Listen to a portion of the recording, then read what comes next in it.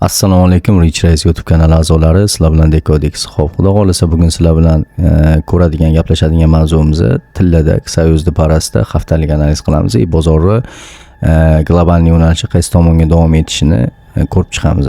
Bundan oldin ham YouTube'da bir marta o'sha tillada analiz bergandik. Именно bu safar ham ketma-ketlik ozgincha to'xtab qoldi. Davom ettirishni boshlaymiz. Analizimiz oxirida sizlar uchun o'sha maxsus yangiligimiz bor. Xudo xolasa hammanglar uchun manfaatli bo'ladi.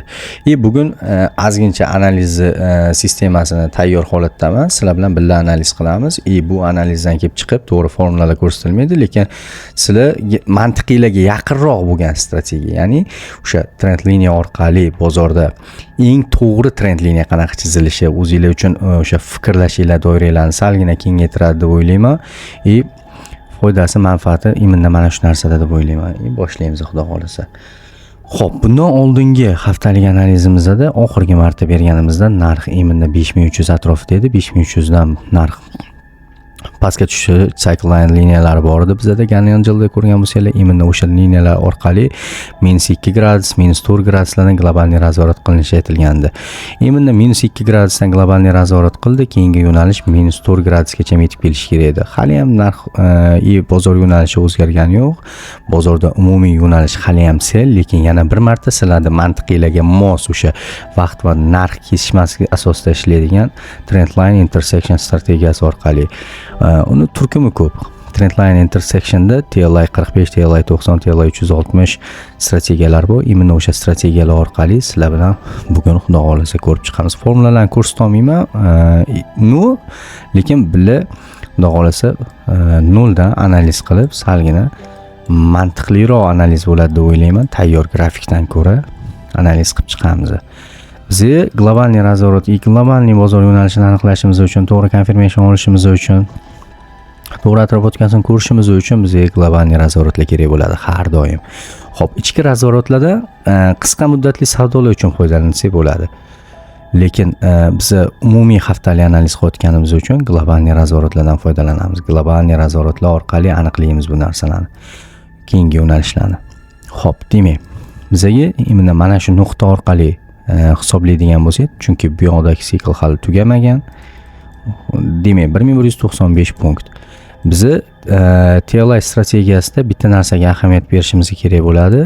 Globalni ishlatayotganimizda 1195 punktli avion bozorda harakatlangan bo'lsa, pastga tushgan bo'lsa, bar va punkt kerak bo'ladi bizga har doimgidek. Demak,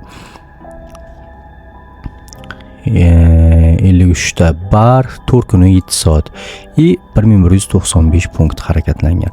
Imminda mana shu narsa orqali, mana shu ikkita narsa orqali, ya'ni vaqt va narx orqali bozorda oldindan sizlar hech qanaqa kasaniyalarsiz xoni o'ziga trend liniya chizib, bozorni oldindan aniq qaysi liniyalar orqali nazorat qilishini topsanglar bo'ladi.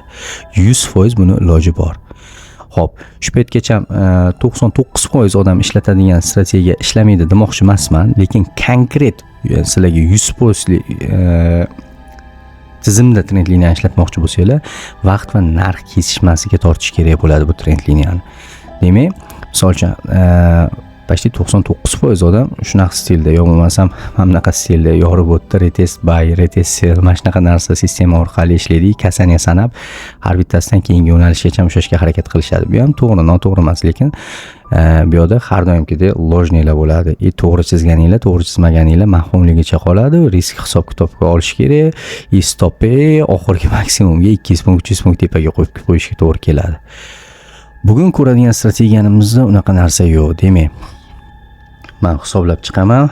Bizga vertikalniy, gorizontalniy liniyalar kerak bo'ladi. Demak, birinchi gorizontal liniyamizni topib olamiz. Hop, 4 kun 7 soat bo'ladigan bo'lsa, 53 ta bar, 1195 punkt. Demak, 36. Hop. Hisoblaymiz, ko'paytiramiz. Demak, 4676 narxda bizga gorizontal liniyamiz chiqyapti. 4676. Demak, 4676 narxga qo'yib olamiz. Endi tepadan hisoblaymiz. Tepadagi narximiz 5600. Demak, 5600 bo'lgani uchun tepadan minus qilamiz. Demak, shu kvadratga oshiramiz. Shunda bizga narximiz 5299 chiqadi. 5299. Xo'p. Bu ikkita liniya eng asosiy bozordagi birinchi etapda chizib olishimiz kerak bo'lgan liniya. Endi ikkinchi etapda chizishimiz kerak bo'lgan liniya vaqt liniyalari hisoblanadi. Vaqt liniyalari bu bar hisobiga tortilgan holatda chiziladi. Bu uchun vaqt liniyasini hisoblashimiz uchun bizga vaqt kerak bo'ladi. Demak, bizga 4 kuni 7 soat bo'ladigan bo'lsa, buni soatga o'tkazamiz. 60 minut bo'lsak, demak 732. Demak, 732 ta bar H1 da o'ng tarafga qarab sanashimiz kerak bo'lar ekan strategiyamiz bo'yicha. 432 ta bar. Endi tepadagi maksimumdan ham 432 ta bar sanashimiz kerak bo'ladi o'ng tarafga. 432 ta bar sanashimiz kerak bo'ladi. Xo'p, birinchi liniyamizni tushirib olamiz, ikkinchi liniyamizni joylashtirib olamiz. Demak, maksimumdan minimumdan liniyalar qo'yib oldik. Endi bo'ldi, boshqa etapda hech narsa qilinmaydi. Qiladigan 90% ishimizni bajarib bo'ldik. Endi qiladigan 10% eng muhim ishlarimizdan bittasi oxirgi minimumdan imminni o'sha kesishma nuqtalariga trend liniya tortishimiz kerak bo'ladi. Imminni o'sha ko'rsatilgan kesishma nuqtalarigagina trend liniya tortishimiz kerak bo'ladi. Bu trend liniyani ham birinchi liniyadan, asosiy liniyadan, ilk yordamchi liniyalardan foydalangan holda tortishimiz kerak bo'ladi. Tepadan ham xuddi shunaqa. Birinchi asosiy liniyadan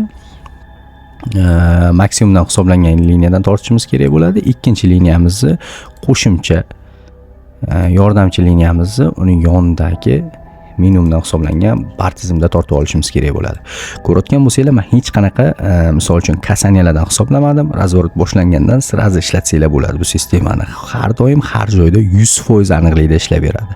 Bu hech qanaqa kasaniyasini o'tirmaysizlar, hech qanaqa ikkita hayda yo ikkita lowni birlashtirib o'tirishinglarga hojat yo'q, asos yo'q.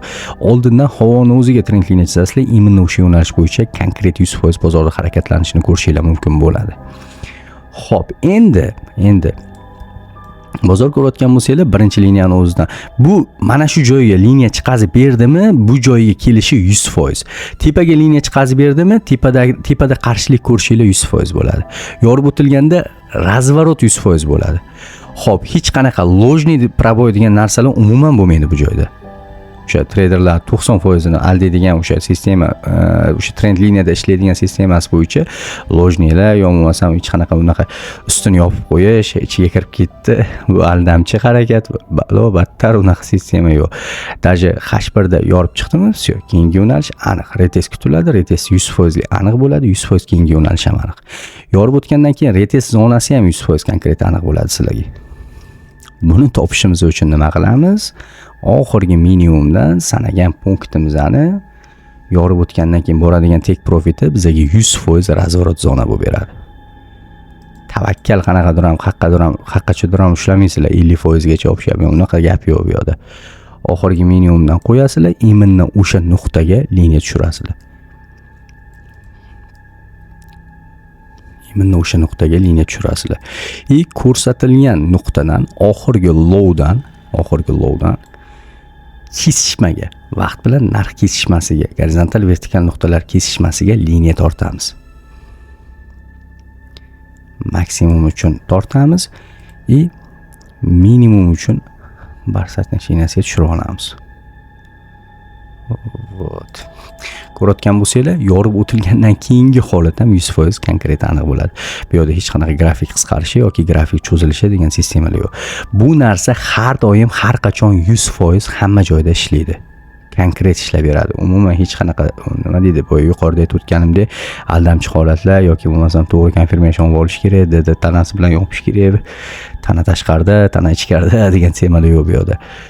O'shanisi bilan matematika aniqlik har doim konkret o'sha raqamlar ishtirok etayotdimi, matematika ishlatyapsizlarmi? Matematikada to'g'ri taqriban bo'lishi mumkin. Даже o'sha taqribani ham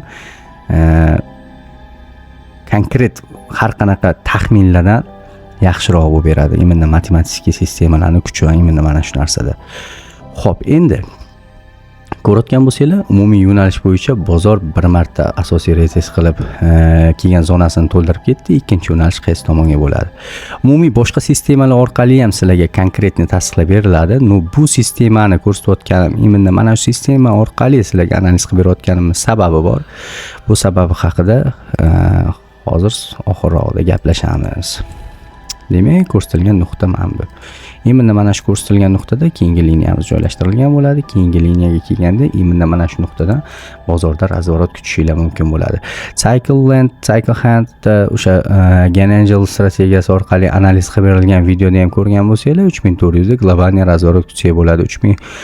4100 da Cycle Hand -2 gradusli liniyamiz bor. O'sha joydan ham globalniy razvorot bo'ladi, lekin u katta atkat bo'ladi deyilgan. Imенно o'sha nuqtalar bilan birga bir ko'rsatib beradi. Lekin bu professionalniroq bo'ladi.